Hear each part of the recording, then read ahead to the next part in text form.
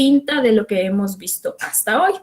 Por eso vamos a hacer esta pequeña pausa, vamos a ver qué es lo que han trabajado cada grupo y vamos a, bueno, yo acá les voy a pedir a los equipos, porque van a presentar todos los equipos su infografía. Yo les quiero pedir que seamos súper breves en el sentido de que, primero, son temáticas que ya hemos abordado en clase. Segundo, serán 2 equipos por temática. Van a presentar las 2 infografías que se han hecho por cada una de las temáticas, lo cual significa que probablemente lo que dijo el grupo 1, probablemente lo retoma el grupo 2. Pero a mí me gustaría que en lugar de ir y repetir lo que ya se dijo, poner énfasis en aquellas cosas novedosas que de pronto no se han mencionado todavía. Entonces, ahí sí tienen que estar poniendo atención para que no les vaya a pasar esto de estar repitiendo lo que dijo el anterior grupo, aunque lo hayan retomado en la infografía. Reitero, lo que me gustaría es más que enfatizaran de pronto la forma en la que organizan la información. Yo estaba viendo algunas infografías donde hay personas que le ponen atención a fechas y en función de eso ordenan su información. Otros se van como a identificar causas y consecuencias y desde esa perspectiva han desarrollado cada temática. Así es que como hay diversas formas de organizar la información y de llegar al punto que se quiere descubrir, pues eso es lo que me gustaría ver con sus trabajos. Calculen para cada participación no más de 5 minutos, no más de 5 minutos. Si puede ser en menos tiempo, mejor. ¿Y cómo va a ser la manera de selección de las personas? Yo acá les quiero pedir que de manera voluntaria ustedes dentro de su grupo definan quién va a presentar la información. Así, por ejemplo, déjenme revisar la guía, la conformación de equipos más bien. Somos el grupo 5, ¿verdad? Y bueno, al final veo que la wiki de conformación de equipos quedó como con 9 grupos. Bueno, ya lo veremos entonces.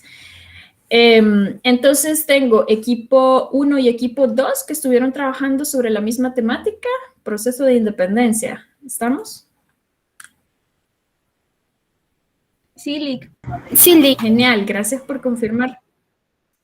Bueno, entonces le voy a pedir que presente su infografía y ahí hay que estar listos también. Presenten su infografía. Equipo 2, Diana Elizabeth, Jocelyn Karina, Abigail Priscila, Febe Stacy y Luis Enrique Ventura. Y la persona que presenta, de preferencia, saben que tienen que encender su camarita, ¿verdad? Para que le podamos ver. Así es que les pediría que compartan su infografía y definan entre ustedes quién presenta la información que tienen ahí.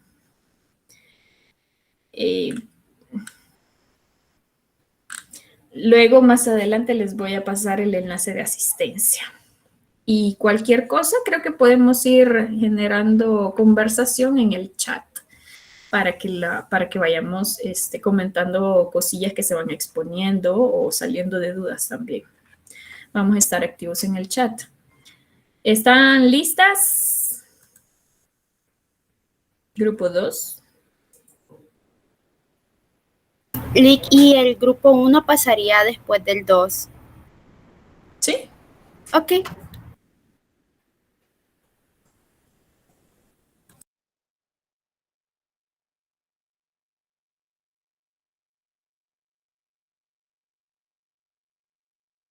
Hola, buenas tardes, Lick. No sé si nos permite un momento, tenemos unos problemas técnicos, digamos. Bueno. Entonces, digamos que por cuestión de tiempo entonces sí se le facilita al grupo 1 mejor presentar su infografía ahora mismo, pues adelante, grupo 1 y luego el grupo 2. Para mí será lo mismo, en este caso no hay inconveniente. Grupo uno, ¿verdad? Sí, Lick, ¿me podría decir si se visualiza, por favor? Sí se mira, Sí. Fabi. Sí se mira. Bien, adelante entonces, grupo uno. Vale.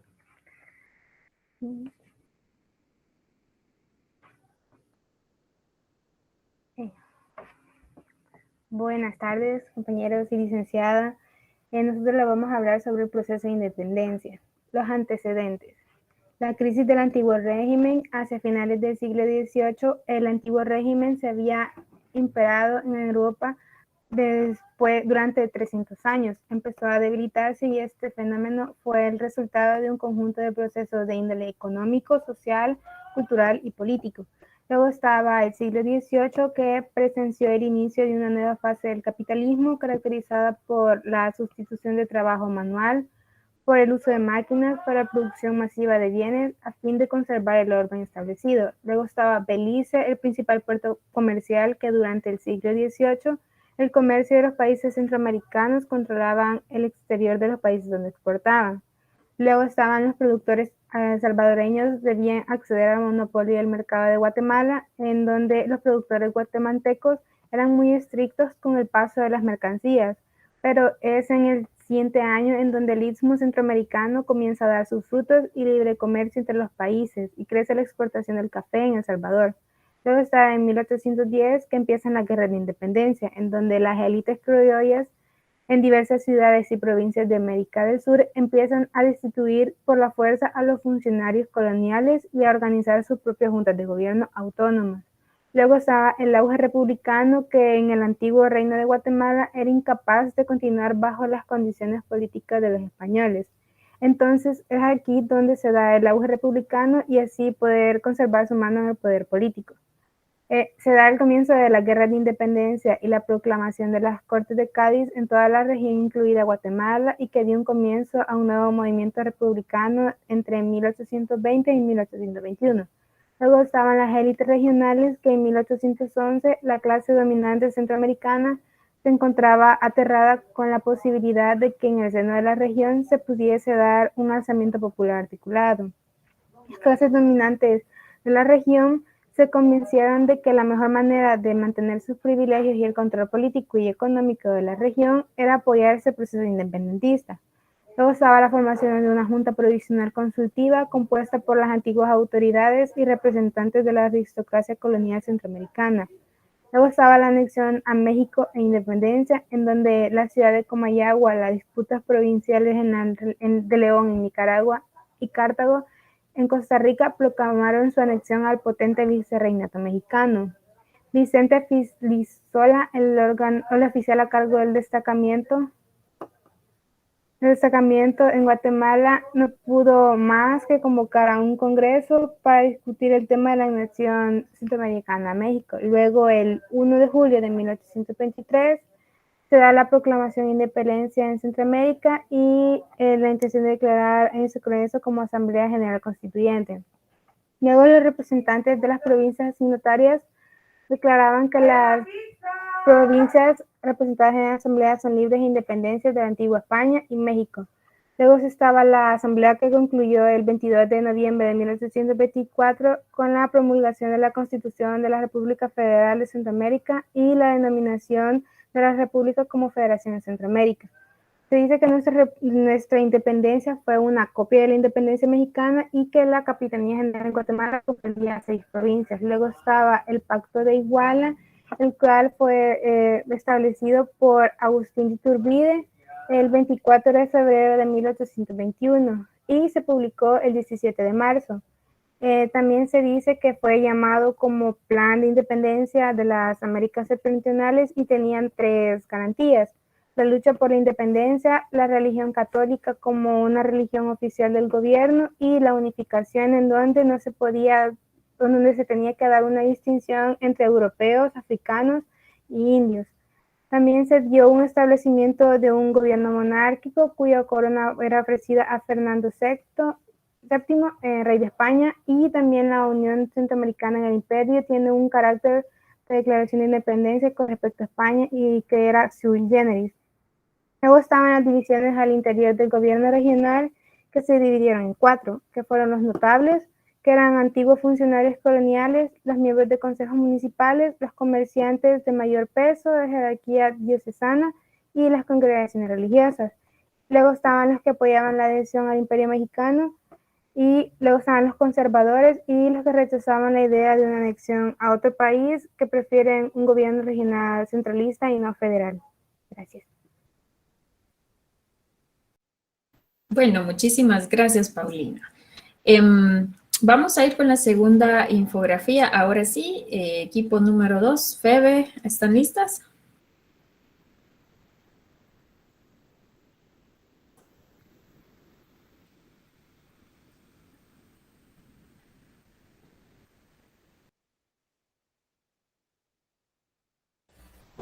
Sí, Lick.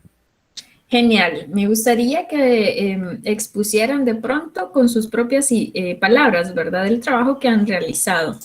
Y si me hacen el favor de ampliar un poquito más la imagen para que se vea más. ¿Eso es todo lo que da?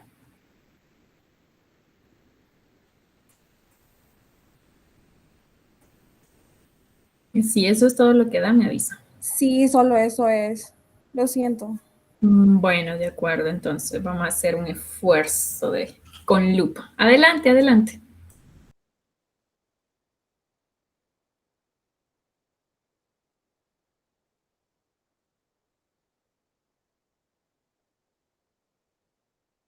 Perdón por cualquier cosa, si ya empezaron a exponer, no se escucha, están apagados los micrófonos, ¿ok?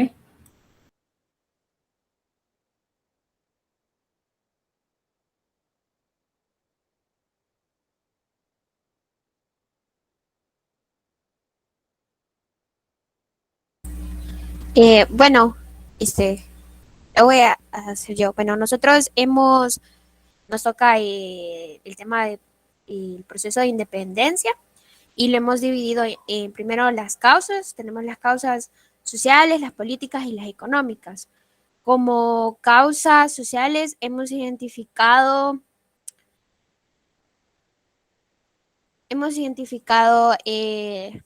la diversidad racial, que ya muy bien hablaba la licenciada durante la clase, la guerra de independencia norteamericana, que probablemente no influyó de manera tan directa, pero sí tuvo su impacto. También el menosprecio de la corona hacia la población criolla, ¿verdad? Y como causas políticas tenemos la administración de España, que anteponía sus intereses a las necesidades de los habitantes de las colonias, que eran los criollos, ¿verdad? Que ya muy bien sabemos, se les daba un trato especial a los peninsulares y se dejaba de lado el hecho de que los criollos, que eran los que habían nacido ahí en América, tuvieran decisión en las políticas. No tenían voz política. Y después tenemos la invasión francesa, que fue cuando Fernando VII tuvo que abandonar España. Tenemos también que la independencia llegó como resultado del derrumbamiento del Imperio Mexicano, ¿verdad? También está la Revolución Francesa de 1789 y la utopía reformista de la Corte de Cádiz, que también, como lo habíamos desarrollado ahí en clases, los ideales que se plantearon en esa constitución dieron paso a que los criollos se tomaran de ahí para crear unas ideas, ¿verdad?, que iban a sostener la independencia, pero que como bien sabemos, solo fue para sus intereses y que no pudieron aplicarlo a la realidad que se desarrollaba en Centroamérica, ¿verdad? Y como causas económicas tenemos la situación económica de la región, que en ese momento había una gran recesión y no habían productos exportables y como también hablábamos en clase, las colonias las provincias no comerciaban entre sí, También está la debilidad del Imperio Español, la urgente necesidad de los recursos económicos, el monopolio mercantil a favor de España. Y después tenemos los principales acontecimientos que van de 1821 a 1825. El primero de ellos tenemos la Declaración de Independencia, la Junta de Guatemala en 1822, que declaró la anexión a México el 5 de enero. La Declaratoria Oficial de Independencia, que fue tomada el 1 de julio de 1823. También en ese mismo año, el 24 de junio de 1823, se instaura el Congreso denominado Asamblea Nacional Constituyente. Creo que no he activado mi cámara, ¿verdad? Disculpen. Por los nervios se me fue la onda. No sé si ya me veo. Ahí estoy. Sí, ya se mira. Ay, disculpen. Bueno, continuaba. Después tenemos la Asamblea Constituyente, que fue precedida por José Matías Delgado, que promulgó la primera Constitución Federal del 22 de noviembre de 1824. Por último, el primer Congreso Federal en abril de 1825. Como actores de este proceso de independencia tenemos a Fernando VII, que fue en aquel momento el rey de España y que abdicó. Y como sabemos, el hecho de esto fue una causa, como ya lo había planteado en las causas, por eso lo hemos puesto como un actor, porque pensamos que es importante la influencia que tuvo en el proceso de independencia. Después tenemos a José Bustamante, a Carlos Urrutia, también a Agustín de Iturbide, que es otro personaje que tuvo bastante influencia, sobre todo en el plan de Iguala, si no me equivoco. Y así, ¿verdad? Todos sus siguientes actores.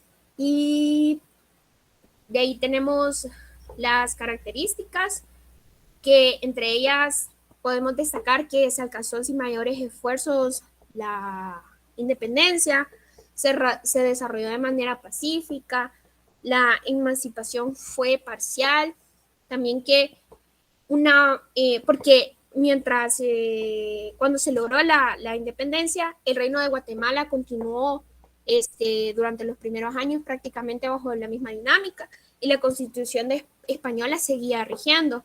También otra cosa que me gustaría agregar es que la independencia fue que si bien es cierto, no se puede decir de que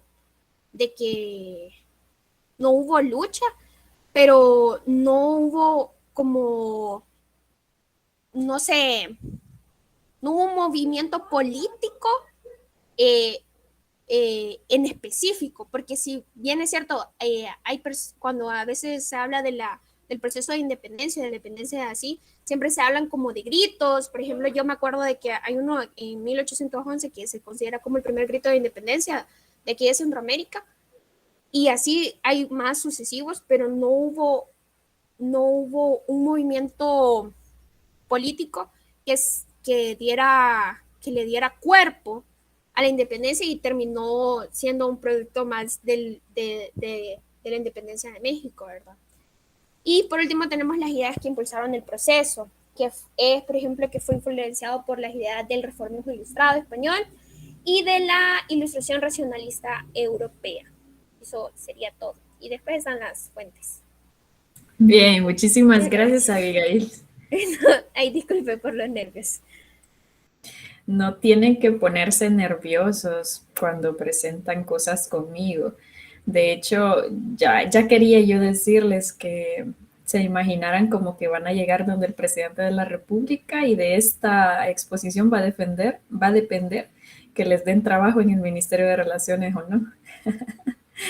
Para que hicieran el ensayo, pues, y tratáramos de ir generando estas competencias, ¿no? Estas habilidades de hablar, de presentarse ante una audiencia y desarrollar los puntos que se les solicita.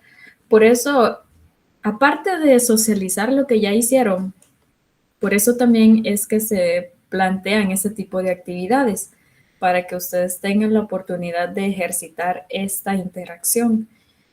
Que de hecho le quita un poco el nervio el estar frente a una computadora, porque ustedes recordarán que no es lo mismo exponer frente a todo mundo y estar ahí de pie frente a todos de manera presencial. Creo que le quita un poquito de nervios el hacerlo en línea, pero igual es una experiencia que no deja de ponernos nerviosos, ¿no? Adelante, Abby, y vayan preparando el siguiente grupo. En este caso le voy a pedir a Gabriela, Marcela, Edwin, Martín, Robles y Javier, mientras escuchamos a Abby. No, que yo le iba a decir que fíjese que, por más raro que suene, pero yo cuando estaba en clase presencial, a mí, ahí yo no me ponía nerviosa. O sea, sí se me era más fácil, o sea, no sé, quizás a mí me pone más nerviosa la computadora que ver la cara de las personas. Entonces, porque me acuerdo que cuando estaba en presencial, siempre opinaba, ¿verdad? Y no sé, hasta como que me daba, no sé, como que me desenvolvía mejor ver a las personas. Pero así con la computadora sí me pone nerviosa. No, no sé, no sé por qué. Bueno, está bien, Abby. Me confirma Luis Enrique, bien. Si no está listo el grupo 3, que les estoy haciendo por ahí los llamados a que mientras estamos conversando, intercambiando un par de ideas, presenten su pantalla. Si no está listo el grupo 3, grupo 4, si quiere salir del episodio de nervios, adelante. Y bueno, para mí es como un poco contradictorio porque estar frente a una computadora, de pronto digo, bueno, no me están viendo cómo estoy moviendo las manos porque solo aparece este cuadro y no se ve mucho qué es lo que estoy haciendo. Licenciada, disculpa que la interrumpa. Soy del grupo 4. La representante iba a hacer el favor de presentar, así que no sé si nos puede hacer el favor y empiezo con esto. Sí, ahorita, ya voy. Bien, eso me llega, que se pongan de acuerdo también para la presentación, ¿no?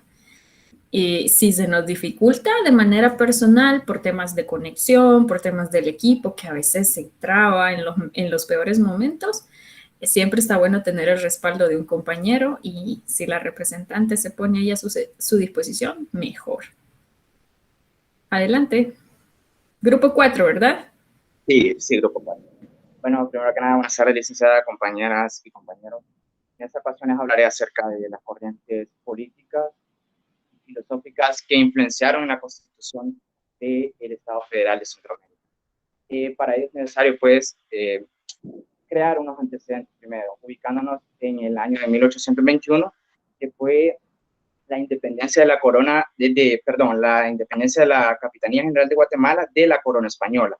Luego, pasando al año de 1822, que se decide estas provincias adherirse al Imperio Mexicano, comandado por Agustín de Iturbide. Luego, para el año de 1823, se tiene que estas provincias deciden independizarse por completo, tanto de la corona española como del Imperio Mexicano. Y es así como constituyen las Provincias Unidas de Centroamérica. Ya para el año de 1824 se crea como tal el Estado Federal, la República Federal de Centroamérica, ya que se promulga la Constitución que le da vida a ese Estado. Pero entrando un poco más de lleno a lo que son las corrientes políticas y filosóficas que le dieron vida, hay que ubicarnos también en este periodo de la Ilustración, que fue un periodo en el cual pues diferentes intelectuales de la época deciden exponer distintas ideas. Estas ideas van a estar marcadas bajo el liberalismo político. Es ahí donde entran intelectuales tales como John Locke, Montesquieu, Rousseau, Voltaire, que bajo el marco del liberalismo político deciden exponer ideas tales como la división del poder, la división de los poderes clásicos, el ejecutivo, judicial, el legislativo. Luego también la soberanía nacional, la soberanía popular, es decir, que esta soberanía reside exclusivamente en el pueblo, la libertad individual, la libertad de propiedad, el laicismo, el uso de la razón. Vemos cómo este cúmulo de ideas también van a terminar repercutiendo en los distintos fenómenos y procesos que van a suceder después. Es ahí donde entra la Revolución Francesa. Vemos cómo se instaura un nuevo sistema político en el cual pues, estas ideas recobran fuerza y se terminan pues, aplicando ahí. Luego también entran en papel también las Cortes de Cádiz, en donde se habla de los mismos, prácticamente de los mismos puntos. Las Cortes de Cádiz es un cuerpo legislativo en el cual pues, promulgan diferentes decretos y también tienen bastante que ver en lo que es la Constitución de 1812 de España, si no me recuerdo, en la cual pues se expresan y se plasman estos puntos de los que hablaba, que es la soberanía nacional, la libertad individual, el Estado pues, de derecho y el respeto de algunos derechos pues, de las personas. Pero pues luego pasa también en lo que es la independencia de Estados Unidos y pues estos elementos, este cúmulo de ideas que anteriormente les hablaba, se plasman en la Carta de Filadelfia. Y esta carta es muy importante, ya que pues también nos refleja y nos sirve a los intelectuales propios de la época para que, sí, creo que en 1812, creo que en España. Y también esa Carta de Filadelfia en 1776 es la que los propios intelectuales liberales de la época van a retomar esas ideas y las van a plasmar en el Estado, en la Constitución de la República Federal de Centroamérica, como que el Estado debe garantizar la felicidad, también la igualdad de derechos y también que el Estado va a estar sustentado en los tres poderes clásicos que ya se los mencionaba. Entonces, como vemos cómo estas ideas, luego de todo este proceso, se terminan interrelacionando de tal manera que terminan repercutiendo en la creación de este Estado. Es así como estas políticas filosóficas y, bueno, son políticas filosóficas bajo el marco del liberalismo político terminan repercutiendo. Gracias. Bien, gracias Marco, gracias Marco, ahí molestándole un poco, pero también llamando la atención para que vayamos trabajando en nosotros mismos y evitar frases como, si no mal recuerdo, creo que, a veces tendemos a utilizarlas y me incluyo, ¿no? Pero lo ideal sería hablar con propiedad de lo que estamos, de lo que conocemos. Esto solo para mejorar la manera en la que nos presentamos ante los demás. Por lo demás, me parece una buena síntesis, Marco. Veamos qué nos pueden agregar entonces los compañeros del grupo 4. Perdón, grupo 3, ¿verdad? Sí, licenciada. Grupo 3, adelante, grupo 3.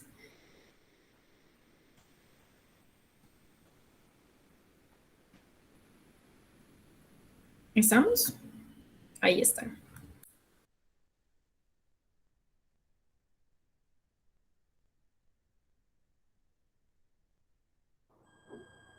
Hola, buenas tardes compañeros. Mucho gusto. Nosotros vamos a hablar un poco más sobre, si pueden hacer imagen más grande, por favor. Nosotros vamos a hablar un poco más sobre las corrientes políticas que influenciaron a la formación de este nuevo Estado federal. Como bien ya lo mencionaron nuestros compañeros, las insurrecciones de América formaron parte. Las insurrecciones que se vivieron antes formaron parte importante de esto para poder formar ese sentimiento de deseo de liberación, de deseo de independencia hacia las demás provincias de Centroamérica. Desde el 1808, con los alzamientos, hasta 1813, que ya, y más adelante ya se pudo dar la conformación de la constitución pues del Estado federal. Parte de estas ideas vinieron mucho de los pensadores europeos franceses de la Ilustración, del reformismo ilustrado y demás, que vinieron a traer ideas de libertad, de independencia, derechos humanos, y pues podría bajar un poco más, por favor. esas ideas llegaron a influenciar tanto en Centroamérica que llegaron a la formación de pensamientos anticléricos, unionistas y demás.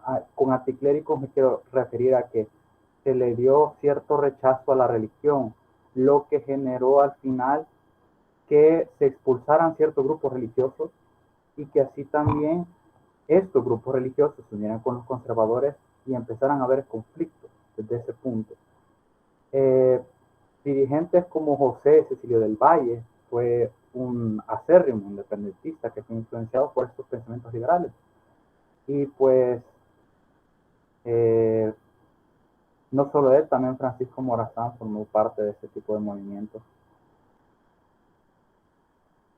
Ya muchas veces se habla de esos deseos de independencia, de esos deseos liberales, pero eso sobre todo se plasmó en papel porque en la práctica las estructuras de poder siguen iguales, eso ya lo sabemos todos.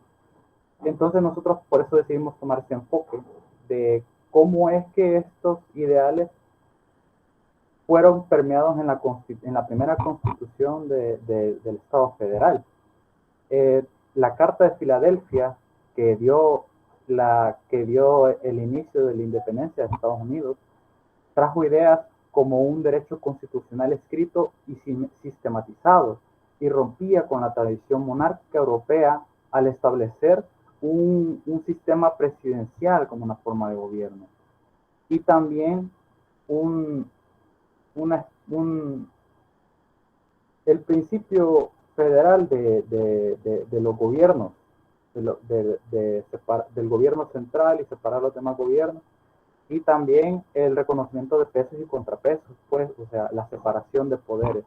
Más adelante también se volvieron a retomar otros aspectos importantes de la Constitución de Cádiz de 1812, porque incluso también le da más libertades a las que eran las colonias de España. Y pues formaron los principios básicos del Estado de Derecho y del Estado republicano, que se ve en el SICA hoy en día, y en la Unión Europea, que se creó en el 2012. Igual, división de poderes, soberanía nacional, representación popular, y algunos de los yo considero derechos más importantes que se dieron dentro de la Constitución de Cádiz es el derecho a la libre imprenta y escribir, que fue uno de los derechos que más defendieron los liberales de la época. Muchas gracias. Bueno, muchas gracias, Javier. De verdad debo destacar el esfuerzo que ha puesto Javi por no repetir lo que han dicho los compañeros y buenos aportes lo que hace, sobre todo en relación con lo que se retoma de los textos constitucionales o de la Carta de Filadelfia y luego lo de las Cortes de Cádiz. Muy bueno, buen esfuerzo, Javi. Bien, ahora que ya tenemos esa mirada de las corrientes filosóficas y políticas que influencian el Estado federal, vamos a pedirle al grupo número 6, Rosa Esmeralda, Catherine Elisa, Diana María, Mario, William y Leticia Hernández, que puedan presentar su temática.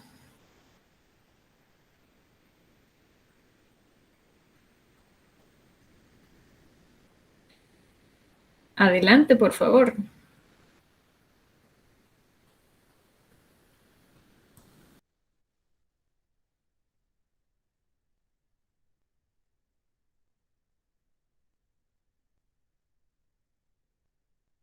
Justo como estaba anteriormente cubriendo toda la pantalla del que presenta, es lo que esperamos ver sin esos espacios negros, digamos, que están a los lados. Les digo esto para los demás equipos, ¿verdad? Tiene que quedar cubriendo ahí, aunque para el que lo presenta se vea enorme, para todos los que lo vemos en pantallas de computadora o de celular, eso es apenas se ve. Gracias.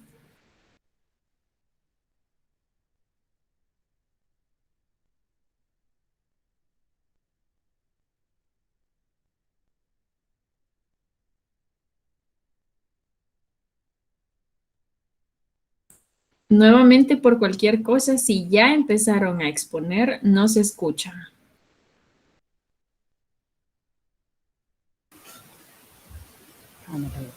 Perdón, licenciada, no le había puesto el volumen.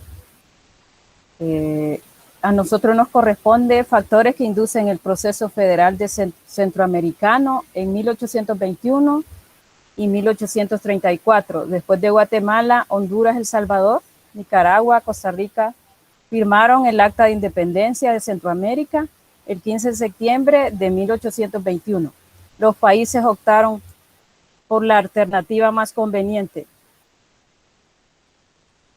anexarse al imperio de Augusto Iturbide. Dice, aceptaron la incorporación recién formada por el imperio mexicano por parte de una estrategia para seguir disfrutando de una posición privilegiada. En 1824 fue el fracaso de la aventura imperial de Agustín Iturbide, perdón, que ahí se ve Tráboli, que puso fin a la etapa, abrió una nueva etapa del sistema del gobierno federal. Lo puede subir, compañera, por favor. El federalismo en Centroamérica. No sé si escuchan, licenciada.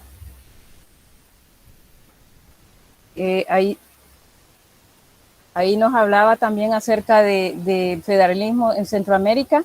La República de Centroamérica fue una federación que surgió en la Asamblea Constituyente de las Provincias Unidas del Centro de América, una constitución el 22 de noviembre de 1824. Su capital inicial fue la ciudad de Guatemala, hasta 1834, después de Sonsonate, por el último San Salvador en 1834 a 839. Los factores que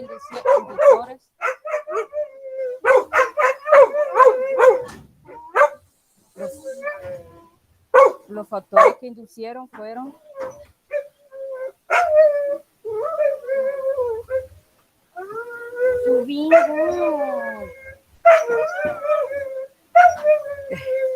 Lick, si gusta puedo continuar porque creo que no se le escucha.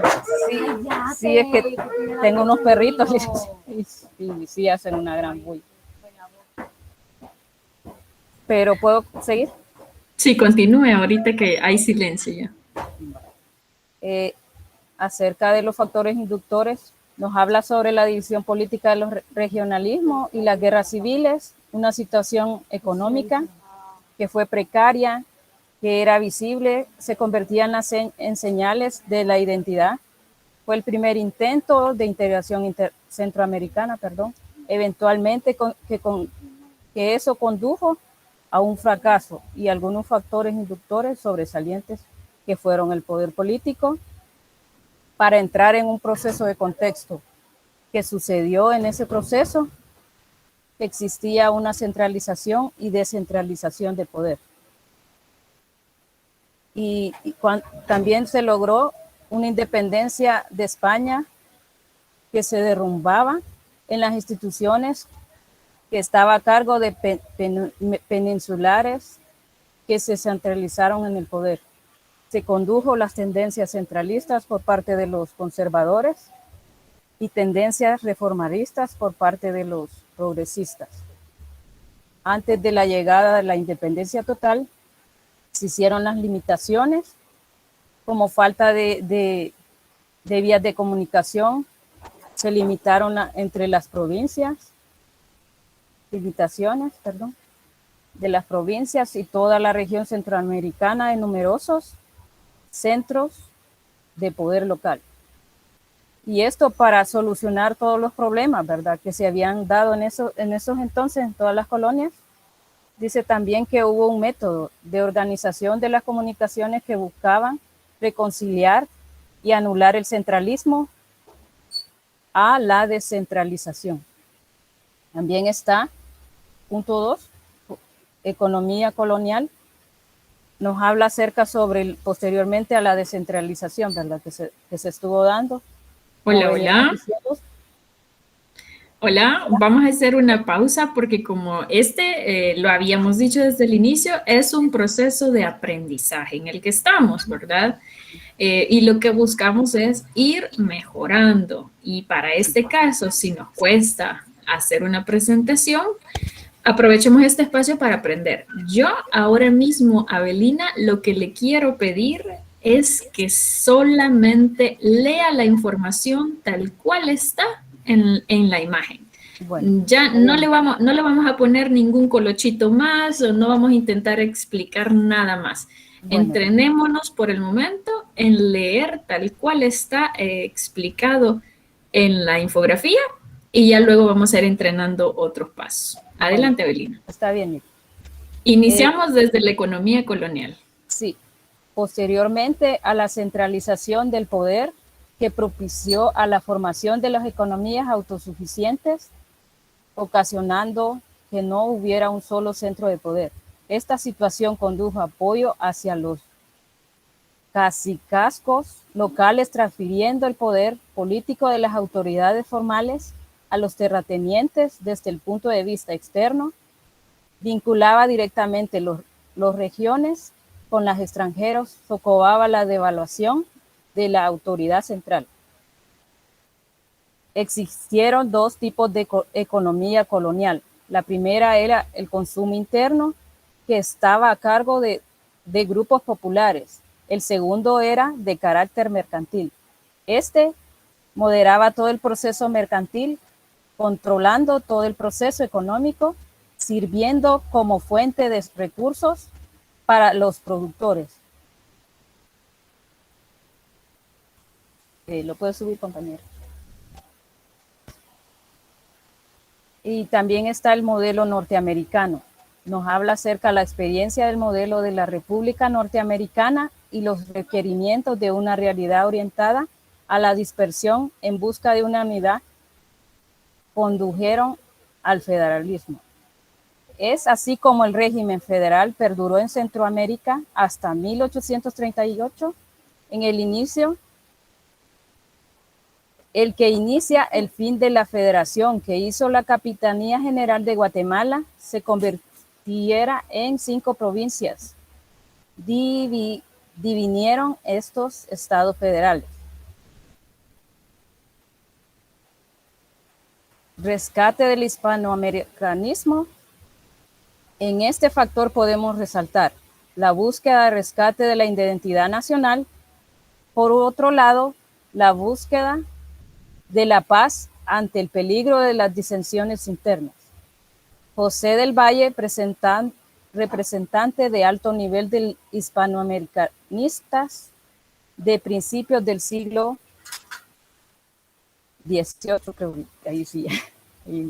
En 1822, del Valle presenta un proyecto de Centroamérica, la unión de un Congreso General más expectable que en el de Viena consistía en cada provincia debía presentar un inventario regional para formar uno general de toda América.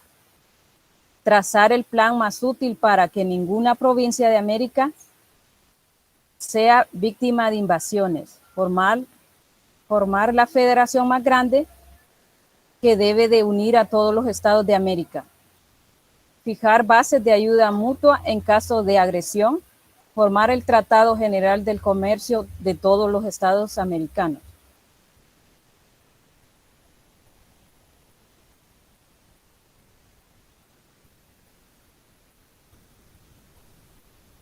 Hasta aquí. Bien, muchísimas gracias. Vamos a tener que hacer un trabajo intenso, Avelina, para que esas presentaciones mejoren todavía más, porque estamos bastante básicos en ese sentido.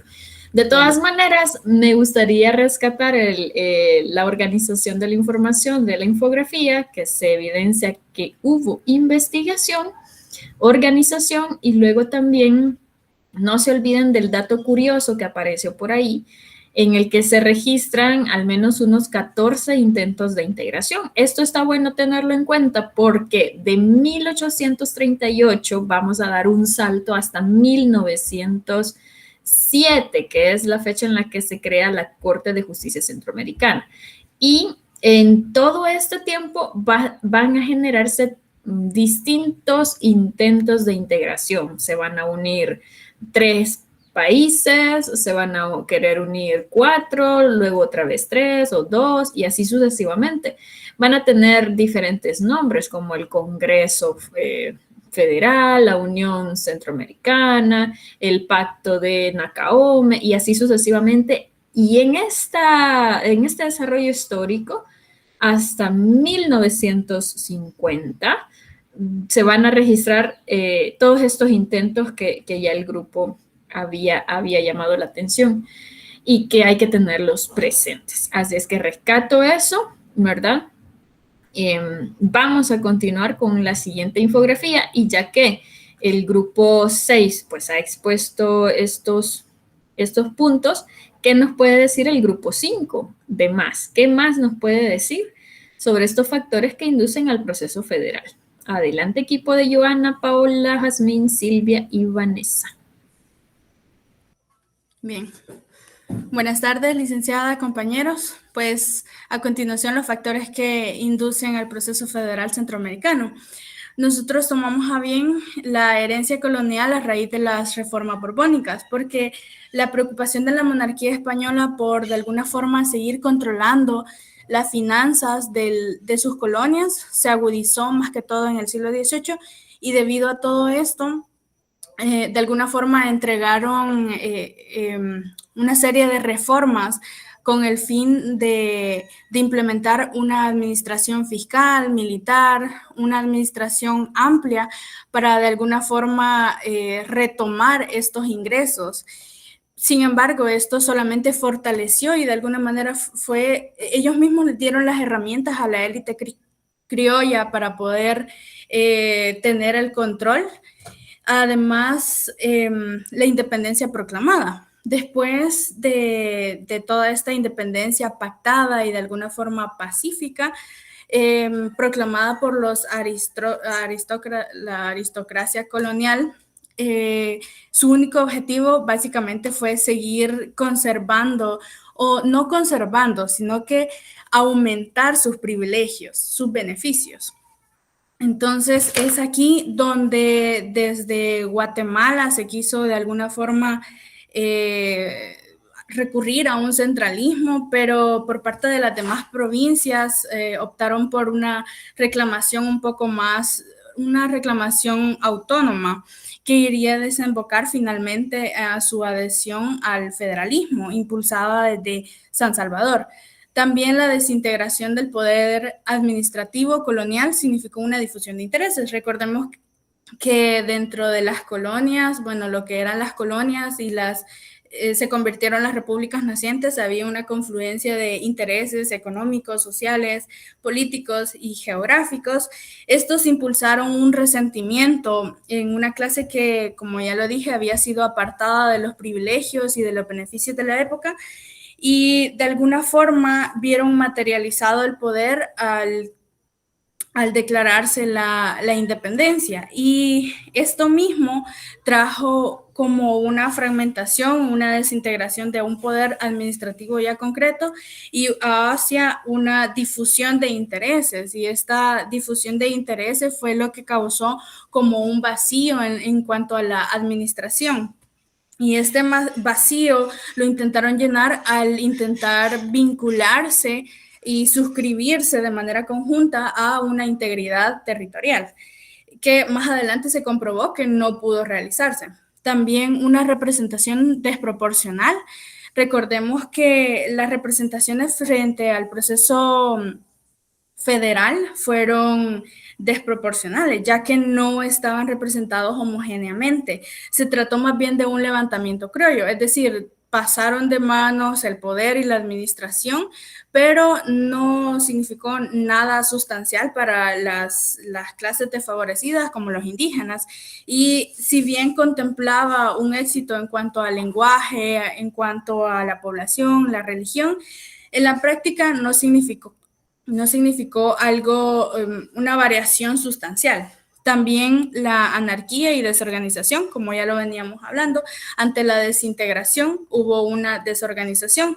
La Declaración de Independencia dejó a los nuevos estados una falta de experiencia que quisieron de alguna forma rellenar o reforzar al adherirse en conjunto a un poder federal o bajo una figura federal, tratando de cubrir esta desorganización interna, misma que era reclamada tras un modelo escaso después de la independencia.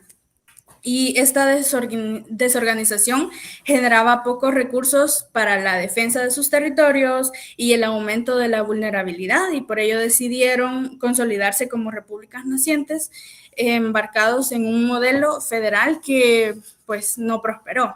También un poder débil y endeudamiento. La crisis política combinada con la abolición de algunas fuentes de ingreso.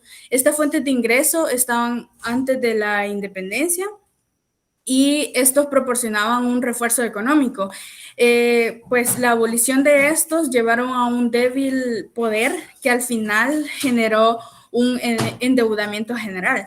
Y también el deseo de la independencia comercial y la expansión de la misma. Bueno, al declarar la independencia en 1821, se buscaba abrir el comercio de los productos. Estos no solo, bueno, de todos los productos producidos en las provincias y exportarlos no únicamente a España, sino a otras regiones.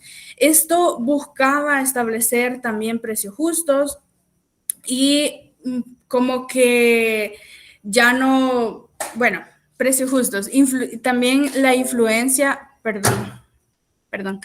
también la influencia de ideas liberales practicadas en contextos de la provincia, de la región, como la Guerra de Independencia norteamericana, y también el proceso de independencia surge como una natural contradicción entre la vieja capital que había aglutinado todo un poder político, económico, cultural, y regiones interiores al intentarse una nueva organización constitucional. Esto surgieron tendencias también de centralismo y de federalismo. Bueno, muchas gracias. Y se terminaron imponiendo las ideas federalistas. Bueno, muy bien, vamos con la siguiente infografía. Le voy a pedir al equipo conformado por Andrea Díaz, Tonatiu, Caterine, Karen y Giovanni que presenten su trabajo.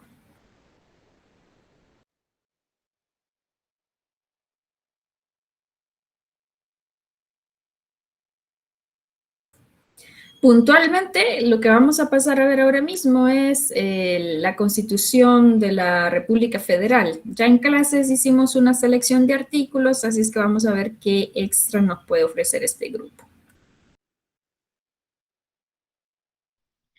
Buenas tardes, licenciada. Usted dijo que no nos pusiéramos nerviosos, pero a mí me tiemblan las manos. No son bromas, licenciada. Bueno, pues en esta tarde a nosotros como grupo nos tocó el tema de la primera constitución de la República Federal de Centroamérica, ¿verdad? Y como usted dijo, vamos a ser puntuales para no agarrar más tiempo.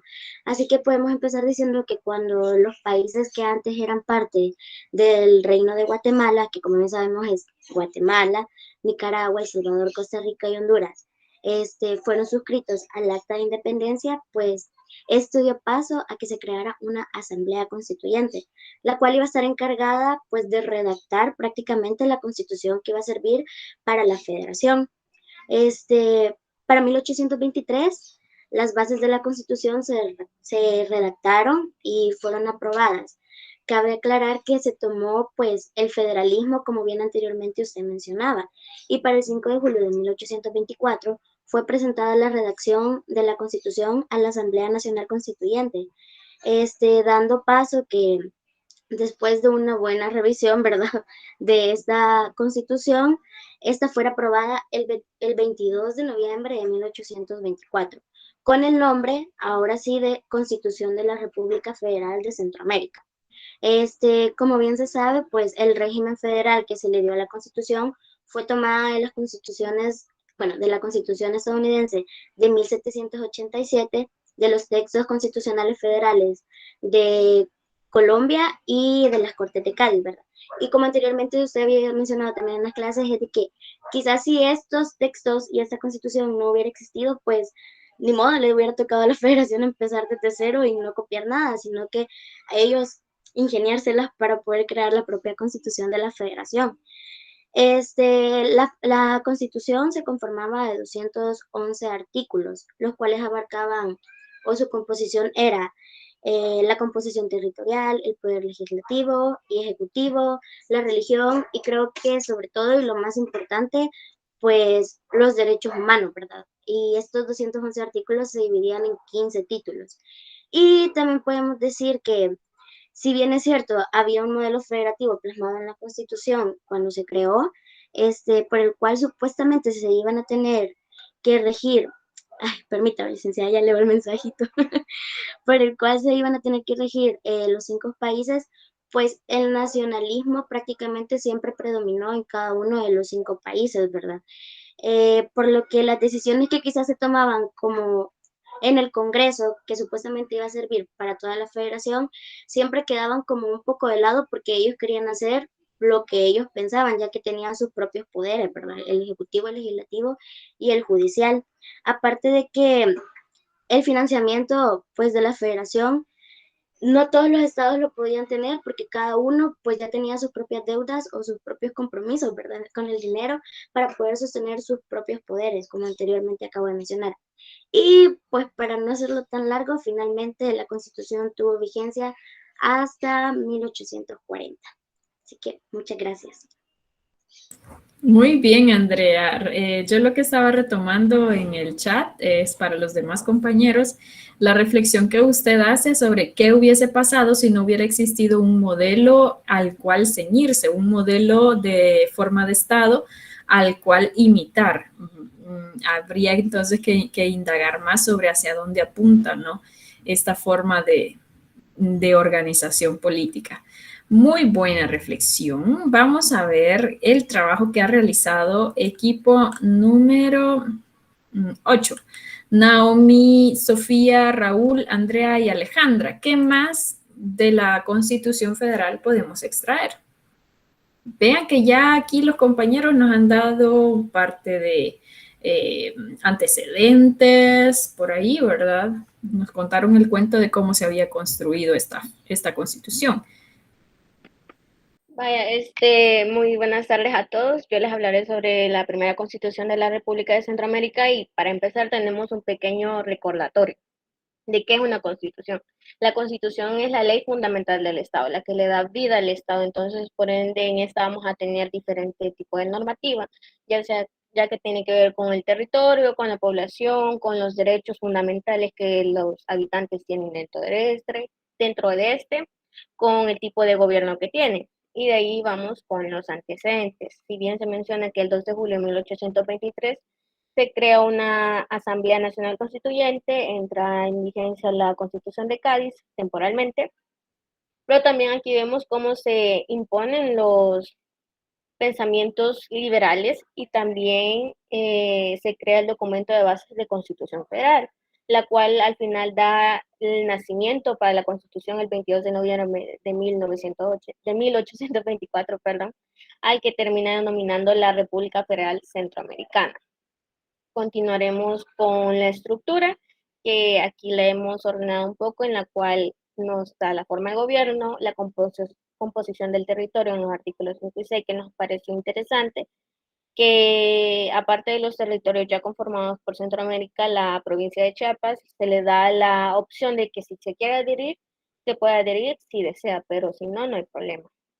De ahí nos pasamos a el poder legislativo, poder ejecutivo, los derechos humanos, en los cuales hablan tanto del refugio como la libertad y la abolición de la esclavitud. Y en el artículo 11 también nos habla sobre la religión, la cual determina que la oficial de esta federación sería la Católica Apostólica Romana, la cual es interesante que no daría como una libertad de culto. Luego pasamos con las innovaciones. Aquí vemos un respeto a los derechos humanos, en los cuales podemos retomar la abolición de la esclavitud, aunque realmente no se daba tanto en la práctica. A pesar de esto, había gente que seguía teniendo esclavos, limita la pena de muerte, establece un jurado y la eliminación de fueros, y las facultades de los gobernantes fueron restringidas debido a bajar un poco el poder que tenían estos, ¿verdad? De ahí con las contradicciones que nosotros hemos entendido que el Senado podía considerarse un cuarto poder, ya que tenía el Ejecutivo, el Judicial, tenía un Congreso, pero también estaba un Senado, en la cual estos dos tenían el poder, tenían más poder que incluso lo otro, ¿verdad? No había como un balance aquí dentro de esta federación, y el Poder Ejecutivo casi quedaba relegado. De ahí continuamos que la Constitución no era federal en su totalidad, lo decimos porque esta no reconocía la soberanía de los estados en su totalidad, o sea, como normalmente lo sería en una federación. Y por último, las influencias que ya las conocemos, la Constitución de Cádiz, la portuguesa, la Constitución francesa y la de Estados Unidos, pero lamentablemente todas estas no se pudieron aplicar a nuestra realidad, a la realidad que vivía Centroamérica en ese momento, y por ende no iba a terminar de funcionar. Eso solamente.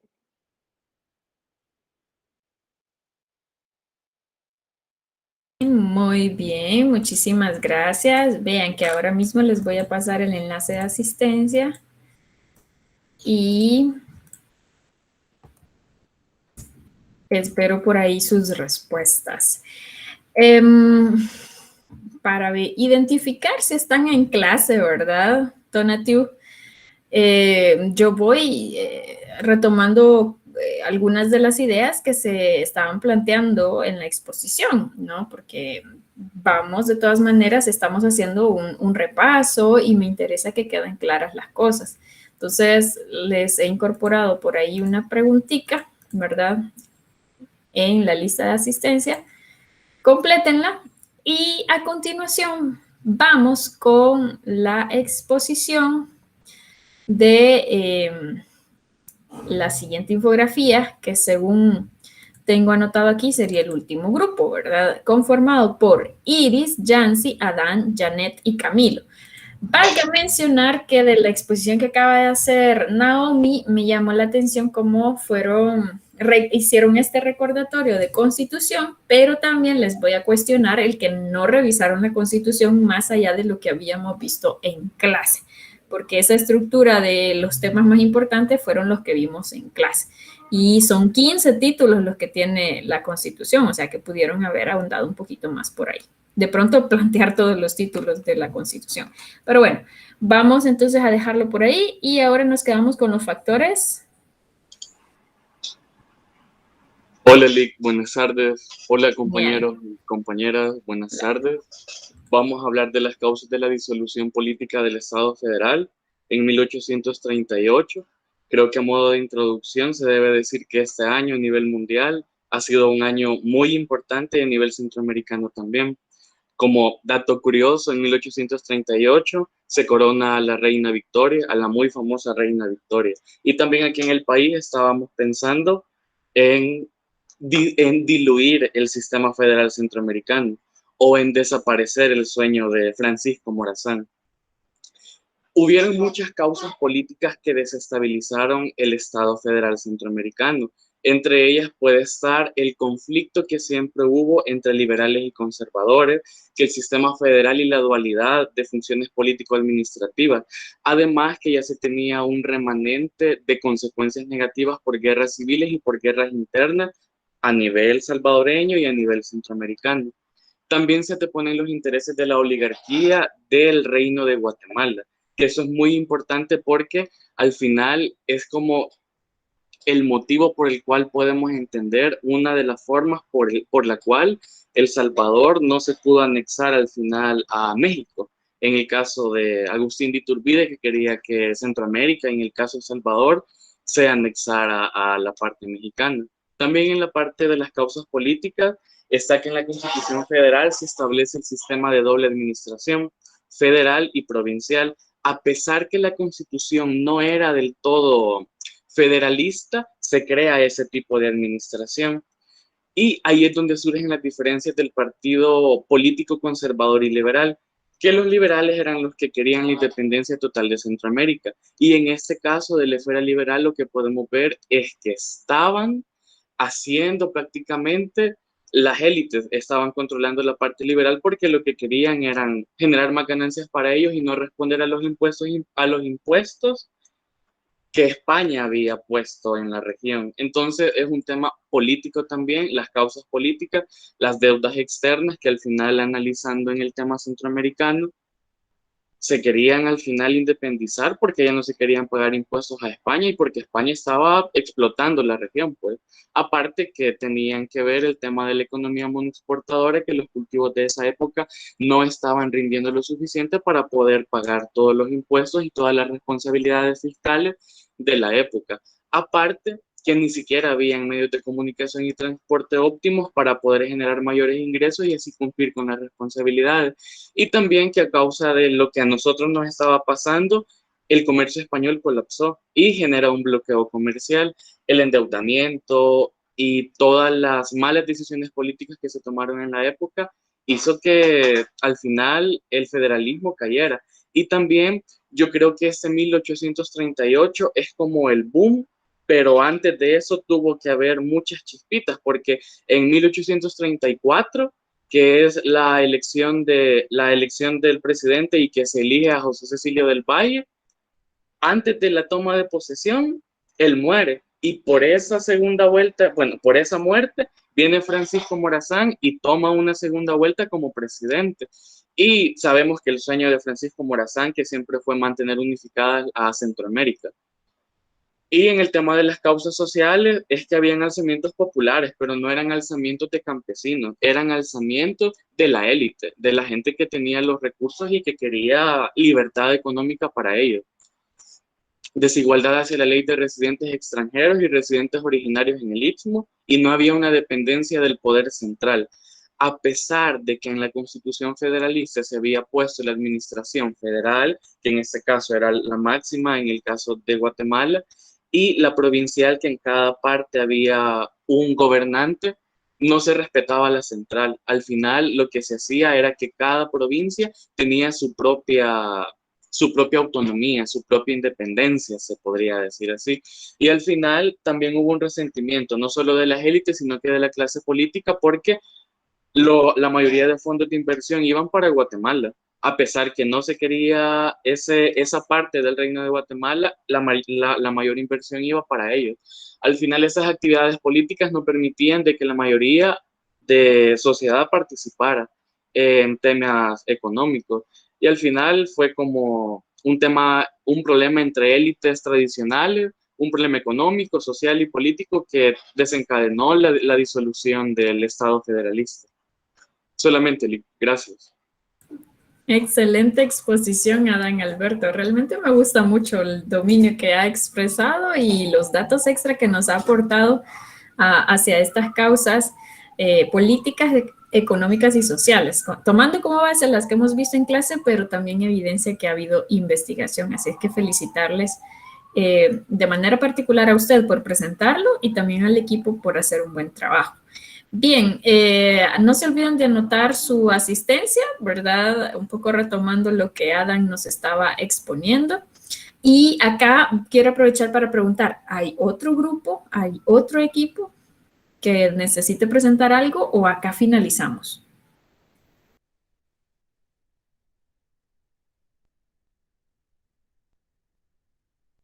Ok, son solamente 9 equipos en su caso entonces, ¿verdad? Bueno, vean, ya que hemos podido hacer este repaso, yo en principio felicitar, en su mayoría pienso que tienen pues fortalezas a la hora de presentar la información, sobre todo se evidencia quiénes se preparan, quiénes han trabajado, quiénes han leído, y luego también se nota que algunos tenemos algunas dificultades, ¿no? Ya sea por el tema de nervios, ya sea por el tema del manejo tecnológico, o simplemente porque nos cuesta, ¿verdad?, leer. Entonces, el llamado de atención para ir mejorando esto que se señala en la clase, porque luego es parte del aprendizaje que nosotros tenemos. Y como estudiantes de tercer año, pues ya se espera que las exposiciones que ustedes realicen sean como con un poco de mayor calidad, ¿no? Que tengan mayor calidad que las que hacían en primer año. Algunas por ahí pareciera que son de primer año, pero en su mayoría felicitarles porque en realidad sí están a la altura. Ahora, ¿qué vamos a hacer? Esta semana, como ustedes recordarán, y dado que todavía nos faltan un par de minutos para finalizar la clase, esta semana, si ustedes ya revisaron las lecturas dentro de la plataforma, se habrán dado cuenta que vamos a hablar de la Corte de Justicia Centroamericana. ¿Qué voy a hacer yo ahora mismo? Voy a dejar introducida la temática, ¿sí? Voy a dejar introducida la temática para que podamos orientar también la lectura, cómo esperaría yo que la vayan desarrollando, cuáles son los puntos a los que hay que ponerle atención a la lectura de José Luis Pasos Argüello, que me parece, honestamente les digo que esta temática sobre la Corte de Justicia Centroamericana me parece como una de las más interesantes por el aporte que generan a la integración centroamericana y también porque es el primer tribunal de carácter internacional de este tipo. O sea, es un aporte realmente el que sale de Centroamérica hacia la forma en la que los tribunales se estaban constituyendo a principios del siglo XX. Entonces, esto es lo que de verdad me llama mucho la atención y creo que por ahí podemos ir abonando hacia cómo contribuye la Corte de Justicia Centroamericana a la integración, o sea, cuáles son las principales contribuciones que esta Corte hace para la integración regional. Y luego también el otro objetivo que podemos tener con la lectura es identificar la misión pacifista, o sea, cuál fue el papel que desempeña la Corte de Justicia Centroamericana en aquel tiempo. Ahora, acá voy a retomar también algo que nos decía el grupo de Catherine, si no mal recuerdo. Es que también estamos en un periodo en el que ya han pasado varios años, de 1838 hasta 1907, que es cuando empezamos a hablar de la Corte de Justicia Centroamericana.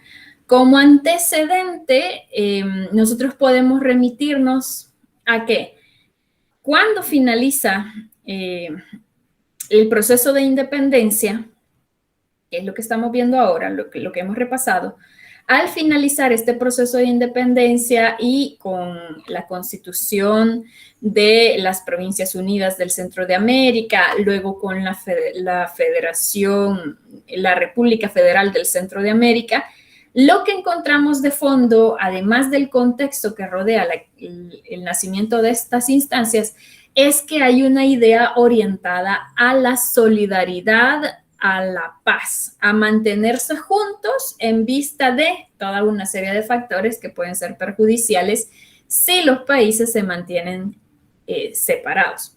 Entonces, de 1824, podemos decir, justo con la federación, cada una de las provincias centroamericanas también al mismo tiempo inician un proceso de desarrollo estatal que se va a ir consolidando a través de esta federación que gracias a las contradicciones de la Constitución permitirán que cada una se organice de la manera que mejor les conviene. De hecho, va a ser acá importante el papel que va a tener el Congreso de la provincia de San Salvador, que para 1830 va a promulgar a nivel local, va a promulgar el derecho de organizar a la nación de la manera que sea conveniente a los intereses de la misma, siempre y cuando estuviese vinculada a la federación. Van a promulgar esto y a pesar de que plantean esta coordinación con la federación, con el nivel federal, el hecho de que se reconozca la posibilidad de que cada provincia se organice de la manera que sea más conveniente va a permitir que inicie este proceso de desarrollo del Estado, de las provincias como estados de manera individual. Y este proceso va a desembocar en que en 1838 El Salvador, por ejemplo, va a poner fin a su pertenencia a la federación, va a renunciar a esta y ya para 1841 se va a declarar como un estado independiente. De hecho, aunque al principio a nivel de la federación no se está de acuerdo con esta decisión de la provincia, del Congreso Federal de la provincia de San Salvador, luego a nivel de la federación se reconoce el derecho de todas las provincias de hacerlo. Entonces cada una de las provincias pues decide tomar su rumbo. Tenemos el fracaso de la federación que dura hasta 1838 y aunque este proyecto falló, sí establece un precedente para poder establecer algún tipo de proceso orientado a mantener relaciones amistosas entre los estados. Por eso, después de 1838 y durante el resto del siglo XIX, se van a hacer intentos repetidos de fundar una entidad que permita la cooperación y que permita también garantizar la paz en Centroamérica. Ahí es entonces que les decía, de 1838 a 1950 se va a hablar al menos de unos 14, 15 intentos de integración que no van a lograr sostenerse. Ya el tema de por qué no se logran sostener va a estar bastante vinculado con los motivos por los cuales directamente se llevan a cabo estos intentos de integración y por todas las causas que traemos heredadas de ese proceso histórico. Por ejemplo, van a haber intentos en los que también van a participar potencias externas. Se habla en 1840 de un proyecto de ingleses, donde ingleses y americanos plantean la posibilidad de crear un Congreso de Naciones y así sucesivamente. A raíz de todos estos intentos, va a surgir a nivel internacional, a nivel de la región centroamericana, la idea de lograr una mayor cooperación. Y luego lo que vamos a tener, digo, estas ideas son las que se mantienen ahí, ¿no? De fondo, por ahí está esa idea de lograr generar, mantener esa unión, o lograr esa unión sería lo mejor. Bueno, a finales del siglo XIX y principios del siglo XX, lo que vamos a ver a nivel internacional es que ya se están planteando las conferencias de La Haya. Y acá vamos a ver que se busca encontrar una solución pacífica a las controversias entre los estados. Por lo tanto, a nivel internacional ya se empiezan a establecer algunas comisiones internacionales de investigación para que a estas pudieran abocarse los estados entre los cuales hubiese alguna diferencia y que el tribunal se encargara de definir pues cómo resolver ese conflicto sin necesidad de llegar a un enfrentamiento armado. Eso es el escenario a finales del siglo XIX, principios del siglo XX, y es justo en este escenario, a inicios del siglo XX, donde vamos a encontrar el nacimiento de la Corte de Justicia Centroamericana. Esto a nivel internacional. ¿Qué pasa a nivel centroamericano? A nivel centroamericano lo que vamos a ver es que esta idea de crear un tribunal internacional va a tener de fondo algunos condicionantes, algunas causas que estaban dándose precisamente a finales del siglo XIX, allá por 1890 en adelante. ¿Qué hay en Centroamérica? Vamos a tener conflictos al interior de los estados y también conflictos entre las naciones centroamericanas.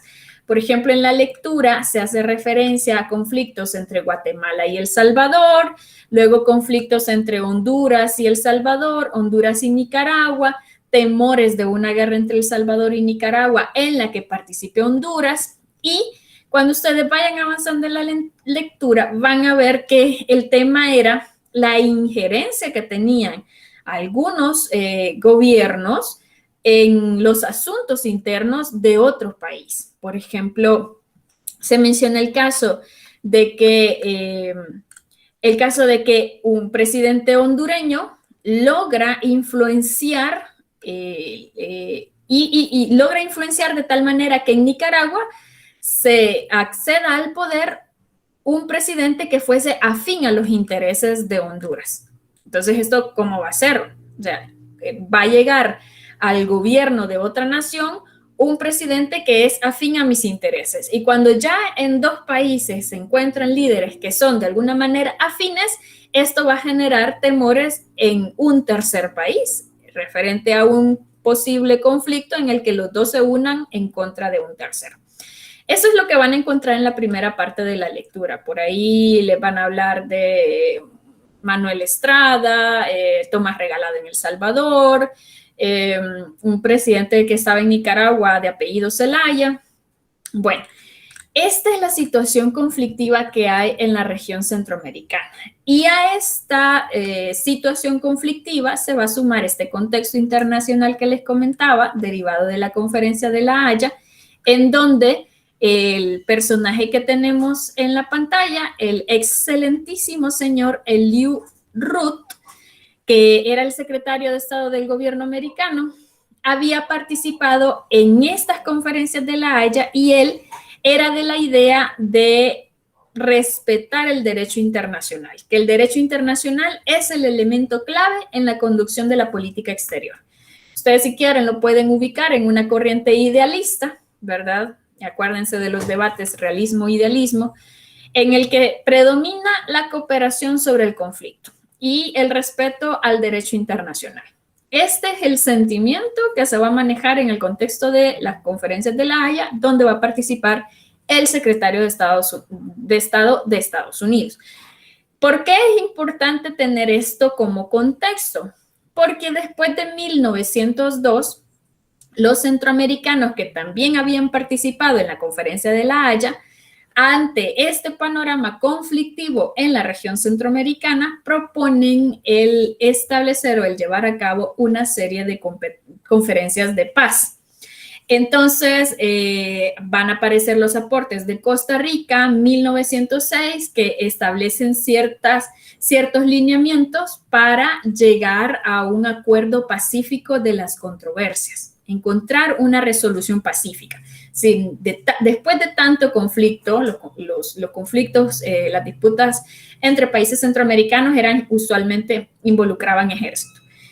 Encontremos una manera, un mecanismo para resolver estos conflictos de manera pacífica. Y al mismo tiempo, vayamos pensando también en una instancia que permita reconocer los derechos de las personas dentro de los estados. En estos lineamientos que propone Costa Rica se van a ir sumando personajes de otros países. Y aquí va a aparecer, por ejemplo, crucial el papel que van a realizar los presidentes de México y Estados Unidos, que entre otras cosas también van a propiciar que los conflictos fuesen resueltos en diferentes escenarios, es decir, van a empezar a funcionar como una especie de mediadores. Y acá, por ejemplo, tenemos una fotografía de la conferencia de paz que se va a desarrollar luego en 1907 a bordo de un buque, el Marblehead, y en el que se van a reunir los delegados centroamericanos, jefes de Estado de aquel momento, en compañía también del secretario de Estado de los Estados Unidos, y en donde van a participar como mediadores de esta reunión el presidente de los Estados Unidos de aquel momento, Theodore Roosevelt, y también el presidente de México, Porfirio Díaz. A Porfirio Díaz porque le interesaba, por ejemplo, pacificar a la región centroamericana, pues esta situación conflictiva podría afectar en algún momento las relaciones con México por la cercanía, y luego Estados Unidos, que empieza también a tener una participación más activa en la región. Y para cerrar, como resultado de esta situación conflictiva y de estas reuniones, estas conferencias de paz que se van a desarrollar en 1907, vamos a tener el nacimiento de la Corte de Justicia Centroamericana.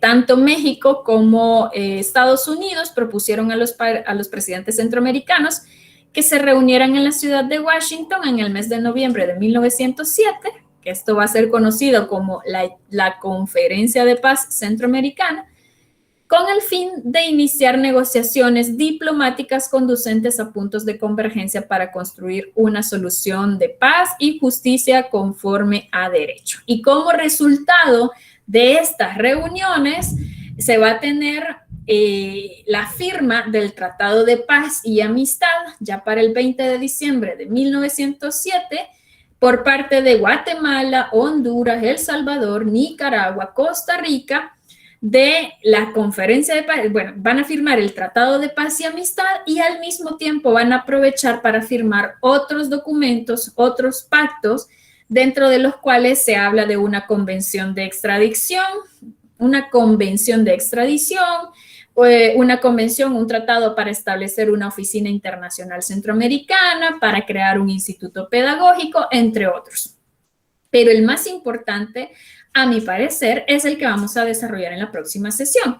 Se crea con este Tratado de Paz y Amistad la Corte de Justicia Centroamericana. Y entre algunas de las cosas que yo les pediría pongan atención en la lectura es cuáles son las características de la Corte de Justicia Centroamericana. ¿Por qué es tan importante este tribunal? De tal manera que se dice que es el primer tribunal de este tipo que se conoce en la historia de las relaciones internacionales, ¿sí? O sea, ¿qué lo hace tan particular? ¿Qué lo hace tan especial a esta Corte de Justicia Centroamericana establecida por este Tratado de Paz y Amistad en 1907? Y lo otro, ¿cuál es el aporte a la integración regional? Bueno, con eso entonces yo me despido, ¿verdad? Perdón por robarles ahí un par de minutos. Yo les pido que lean para la siguiente clase. Yo sé que les va a gustar la lectura, es bastante entretenida y bastante informativa y les va a servir también mucho para otras materias de derecho, pienso principalmente. Nos quedamos hasta acá